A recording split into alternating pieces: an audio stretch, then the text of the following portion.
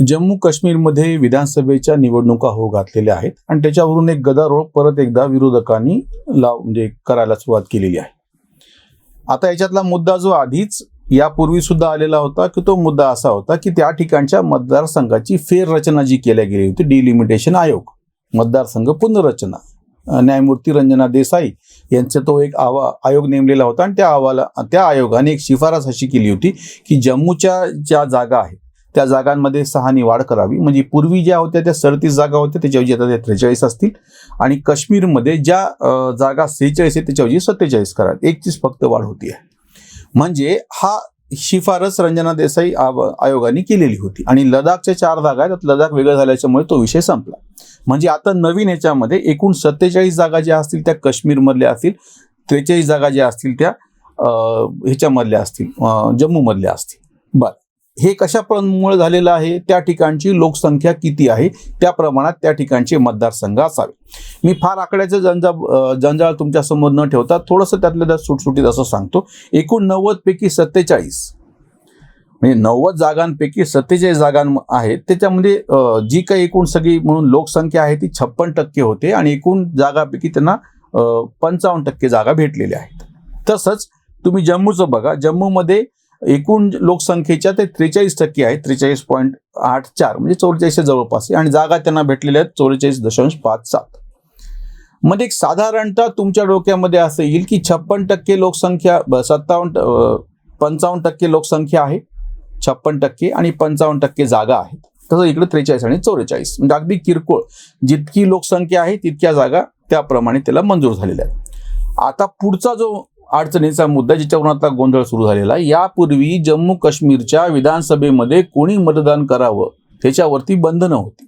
त्या ठिकाणी आलेले बाहेरच्या राज्यातले जे कोणी त्या ठिकाणचे काय कर्मचारी म्हणा तिथं राहत असले तरी त्यांना मतदानाचा अधिकार नव्हता. म्हणजे तुम्हाला ह्याच्यातला वादाचा मुद्दा काय तो जरा नीट स्पष्टपणे लक्षात येऊ द्या.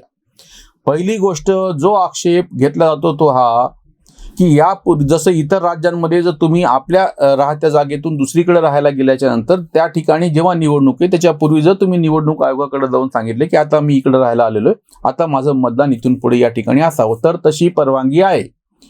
फक्त जम्मू काश्मीरमध्ये भारतातून इतर राज्यातून गेलेल्या कुणालाही मतदानाचा अधिकार नव्हता. 370 हटल्याच्या नंतर पहिल्यांदा इतर राज्यातल्या नागरिकांना जे तिथं राहणार असतील, कुठल्याही कारणानं नोकरी आहे, बाकीचे कारण असतील, त्यांना तो मतदानाचा अधिकार मिळतो, हे दुःख नाही. नंबर 2, त्या ठिकाणी दलितांना मतदानाचा अधिकार नव्हता. म्हणजे किंवा बकरवाल समाज आहे असे काही जणांना मतदानाचे अधिकार दिल्या गेलेले नव्हते. कारण काही असो, आपण त्याच्यामध्ये फारसं सध्या पडण्यात काही मतलब नाही. तिसरी महत्वाची गोष्ट म्हणजे पाकिस्तानमधून, म्हणजे पार त्या फाळणीच्या वेळेचीच गोष्ट आहे, काही जण तेव्हाच आलेले होते, ते इथले नव्हते, म्हणजे पाकिस्तानमधले होते, त्या ते भारतामध्ये आले, अशी एक लोकसंख्या आहे. या सगळ्या वादामध्ये आता किंवा जे नवीन त्या ठिकाणी जाऊन हे झालेले आहेत किंवा अगदी सैन्यातले जवान आहेत ते बऱ्याच वर्षांपासून जर तिथे असतील तर त्यांना सुद्धा त्या ठिकाणी मतदानाचा अधिकार भेटावा. एक अंदाज असा आहे की निवडणूक आयोगाने जे सांगितले की जवळपास 25 लाख नवीन मतदार त्याच्यामध्ये वाढतील असं सगळ्यांना वाटते. प्रत्यक्षामध्ये हे सगळे अफवा आहेत, ते अधिकृत आकडे समोर येतील. आता काश्मीरमधले म्हणून जे कट्टरपंथी पक्ष स्वतःला म्हणून घेत होते, नॅशनल कॉन्फरन्स आणि PDP, महबूबा मुफ्ती आणि ओमर अब्दुल्ला यांचे पक्ष, ह्यांना पहिल्यांदा असं दुखणं तयार झालेलं आहे की मागच्याच वेळेस लोकसभेला जी निवडणूक झाली होती त्याचे पण मी तुमच्यासमोर आकडेवारी ठेवतो. 370 हटल्याच्या नंतर आम्हाला विचारलं नाही, आमचे प्रतिनिधी नव्हते, अशी जी बोंब केली गेली ती कशी तद्दन खोटी आहे मी तुम्हाला सांगतो. मागच्या लोकसभेला भाजपला एकूण 6 पैकी 3 जागा मिळालेल्या होत्या आणि 3 जागा नॅशनल कॉन्फरन्सला भेटल्या होत्या. जागा सारख्याच आहेत, पण जे मतदान मिळालेलं होतं त्याचा मी तुमच्यासमोर आकडा ठेवतो. 2019च्या लोकसभेमध्ये भाजपला एकूण मिळालेली मतं होती 16,48,041.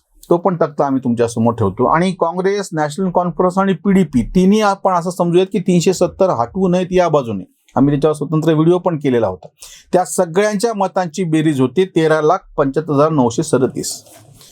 म्हणजे 370च्या बाजूनं जे कोणी आहेत त्यांना प्रत्यक्ष लोकसभेमध्ये जम्मू काश्मीरमध्ये जुन्या मतदार यादीप्रमाणे सुद्धा 16,48,041 मतं मिळाली होती आणि 370 हटवू नये असं आपण समजूयात की PDP, नॅशनल कॉन्फरन्स आणि काँग्रेस हे सगळे एका बाजूला आहेत आणि त्यांना 370 हटवायचं नाहीये.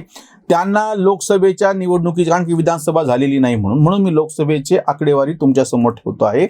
लोकसभेत त्यांना मिळालेली एकूण मतं होती 13,75,937. म्हणजे समजा तेच जर तुम्ही मतदानाचे जे आकडे गृहीत धरले तरीही भाजपच्या बाजूनं मतदान म्हणजेच 370च्या बाजूनं झालेलं आहे. त्याच्यामुळे जो पहिला आक्षेप घेतला जातो तो निकालात टिकतो आहे.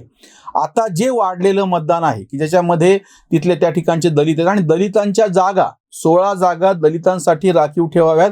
त्या जागा यापूर्वी तिथल्या विधानसभेमध्ये राखीव नव्हत्या, SC ST साठीच्या जागा. हे जे पुरोगामी आता बॉम्ब करालेत ना ते ह्याचं उत्तर देत नाहीत की तिथल्या दलितांना मतदानाचा अधिकार नव्हता. दलितांसाठी एकूण 90 जागांमध्ये राखीव जागा नव्हत्या, ज्या आता 16 जागा राखीव असाव्यात असं रंजना देसाई आयोगानं शिफारस केलेली आहे. म्हणजे तुमच्या ढोंग असं लक्षात येईल. पहिली गोष्ट म्हणजे जी काही विधानसभा, जी काही त्या ठिकाणचे मतदार आहेत त्या सगळ्यांचं जे प्रत्यक्ष झालेलं मतदान आहे त्याच्यामधून सुद्धा 16 लाखाच्या पुढे मतं, 16.5 लाख पर्यंत मतं घेऊन भाजपने आपला वर्चस्व दाखवून हे सांगितलं होतं की 370च्या बाजूनं हे मतदान आहे. विरोधकांना ते करता आलेलं नाही. नंबर 2, दलितांच्या संदर्भामध्ये आधी काही कुठली काय म्हणता येईल त्याला सोय केलेली नव्हती, तरतूद केलेली नव्हती, ती आता करण्यात आलेली. नंबर 3, त्या ठिकाणी जे भारतातल्या इतर सगळ्या राज्यांमध्ये ज्या पद्धतीने तुम्ही एका ठिकाणाहून दुसऱ्या ठिकाणी गेल्याच्या नंतर जर तुम्हाला त्या ठिकाणी मतदान करायचं असेल तर तो अधिकार तुम्हाला निवडणूक आयोगाने दिलेला आहे. आता हाच अधिकार जम्मू काश्मीरमध्ये पण मिळतो आहे आणि ह्याच्यामुळे एक दुखणं तयार झालेलं आहे. दुसरी गोष्ट अशी आहे की जे काश्मीरी पंडित तिथून स्थलांतरित झालेले होते किंवा त्यांना हाकलून दिल्या गेलेलं होतं, त्यांच्यापैकी ज्यांनी इच्छा व्यक्त केली वापस जाऊन राहायचे किंवा तुम्ही केव्हा तुम्हाला राहता येईल ती गोष्ट वेगळी, पण जर तुम्हाला त्या ठिकाणच्या मतदार यादीमध्ये तुमचं नाव हवं असेल तर त्याची पण परवानगी दिली आणि ह्याच्या सगळ्यावरती दुखणं आहे. एक सगळ्यात पहिली गोष्ट काय झालेली माहितीये का की जेव्हा ह्यांना लक्षात आलं की आपलं ह्याच्यावरचं नियंत्रण सुटतं आहे. एक तर मुळात लडाख वेगळा केला म्हणजे भूभागाचा प्रश्न आला. दुसरी गोष्ट म्हणजे जम्मू मधल्या 6 जागा वाढल्या आणि जम्मूमध्ये यापूर्वी सुद्धा भाजपने आपलं वर्चस्व दाखवलेलं होतं. त्यांचा उपमुख्यमंत्री होता त्या राज्यामध्ये.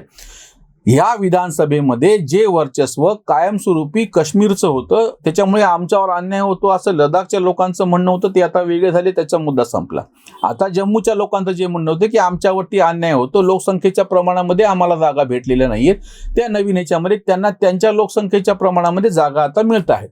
यांचं दुखणं ते आहे. म्हणजे एक तर पहिली गोष्ट जागा वाढल्याचं दुखणं आहे, दुसरी गोष्ट म्हणजे दलितांना जागा द्यायचं दुखणं आहे, तिसरी गोष्ट म्हणजे मतदार यादीमध्ये इतरांना त्याच्यामध्ये त्यांचा समावेश केला गेला हे दुखणं आहे. काश्मीर म्हणजे काहीतरी आपलं वेगळं बेट करायचं आणि त्या ठिकाणी आपणच राहायचं, इतर कोणाला येऊ द्यायचं नाही, अशी जी एक घेटो संस्कृती असती की आपण आपल्या भोवती एक रेषा आखून घ्यायची आणि त्याच्यामध्ये कोणाला येऊ द्यायचं नाही, त्याच पद्धतीने हे सगळं चालू होतं. पण हे सगळे बदलाचे वारे म्हणजे तुम्हाला बाकीच्या भारतातून त्या ठिकाणी आलेले पर्यटक चालतात, त्यांचं मोठ्या प्रमाणात स्वागत होतं, त्याच्यावर आम्हीच व्हिडिओ केलेत, आम्हीच त्याची मांडणी केलेली आहे. पण प्रत्यक्ष त्या ठिकाणी राजकीय दृष्ट्या कोणी येणार, त्याच्यामध्ये प्रत्यक्ष सहभाग नोंदवणार असेल, राहायला येणार असेल तर मात्र चालणार नाही की हे ढोंग जे आहे हे या निमित्तानं उघडं पडत आहे. आता काश्मीरमध्ये ज्या निवडणुका होऊ घातलेल्या आहेत त्याच्यामध्ये बदललेल्या जागा आणि बदललेल्या मतदार याद्या हे 2 दुखणे होऊन बसलेले आहेत आणि याला तोंड कसं द्यायचं बरं हे म्हणत असताना हे स्वतःच ढोंग उघडं पाडत आहेत की तुम्ही हे का मान्य करत नाहीत की जे सगळे वाढलेले मतदार आहेत ते सगळेचे सगळे तुमच्या विरोधातले कशामुळे, तुम्ही असं का नाही मानत की त्याच्यामधले सुद्धा काही मोठा वर्ग तुमच्याकडे येऊ शकतो. हे दोन्ही पक्ष म्हणजे ह्याच्यात आश्चर्याची गोष्ट म्हणजे काँग्रेस, नॅशनल कॉन्फरन्स आणि PDP हे तिन्ही पक्ष एकाच बाजूने चाललेत. निदान काँग्रेसला तरी असं वाटायला पाहिजे, काँग्रेसला खरं तर सगळ्यात जास्त मतं आहेत. तुम्हाला जो तक्ता आम्ही दाखवला होता यापूर्वी त्याहून मी परत एकदा उल्लेख करतो की 16,48,000 ही जर भाजपची मतं असतील तर नंबर 2ची 10,11,000 काँग्रेसला पडलेली मतं आहेत, भले त्यांचा उमेदवार निवडून आलेला नसेल. म्हणजे काँग्रेसला फार मोठ्या प्रमाणात बाहेरच्या राज्यातून आलेले जे लोक आहेत म्हणजे मतदार आहेत या यादीमध्ये आता समाविष्ट होणारे किंवा होतील झालेत हे सगळे काँग्रेसचे मतदार नाहीत. कशावरून म्हणजे ह्याच्यामध्ये तर काँग्रेसचा विरोधच कळायलाच मार्ग नाही. मी जम्मू काश्मीरचे जे 2 पक्ष आहेत काश्मीरचे विशेषतः PDP आणि नॅशनल कॉन्फरन्स त्यांचं मी समजू शकतो, ते प्रादेशिक आहेत, संकुचित विचारसरणीचे आहेत. पण मोठ्या प्रमाणात त्या ठिकाणी काँग्रेसला मतं पडलेली आहेत. तर ह्या काँग्रेसला बाहेरच्या मताचा पण फायदा होऊ शकतो. ह्या निवडणूक प्रक्रियेमुळे जे आधी काँग्रेस त्या ठिकाणी तुमचं मिलिटरी राज कसं आहे आणि लोकांच्या हातामध्ये सत्ता कशी नाही म्हणून ओरडत होते, आता जेव्हा प्रत्यक्ष लोकांच्या हातामध्ये सत्ता देण्याचं सगळं नियोजन सुरू झाले, तेव्हा आता तक्रार अशी सुरू झालेली आहे की आमच्यावरती अन्याय होतोय, बाहेरचे लोक येऊन काश्मीरमध्ये हस्तक्षेप करणार.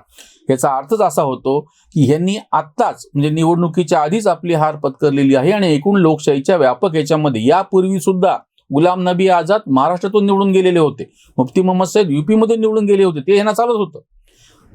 काश्मीरचा माणूस भारतातल्या इतर ठिकाणी जाऊन राहतो, शिकतो, काय चुका व्यवसाय करतो, अजून काही गोष्टी होतात, राजकीय दृष्ट्या फायदा घेतो, पण बाहेरचं कोणी आलेलं चालणार नाही. म्हणजे यांची खिडकी फक्त एकाच दिशेनं उघडते, दुसऱ्या दिशेनं बंद होते. हा जो ढोंगीपणा आहे तो या निमित्तानं उघडा होतो आहे. आणि अपेक्षा अशी आहे की ह्या गोष्टीमुळे तिथले 370 हटवल्याच्या नंतर लोकशाहीच्या आपण काय म्हणता येईल त्याला की त्याच्यामध्ये फायदा होईल लोकशाहीचा. आपण लोकशाहीच्या दृष्टीने एक पाऊल पुढे टाकलेलं आहे. इथेच थांबूयात. धन्यवाद.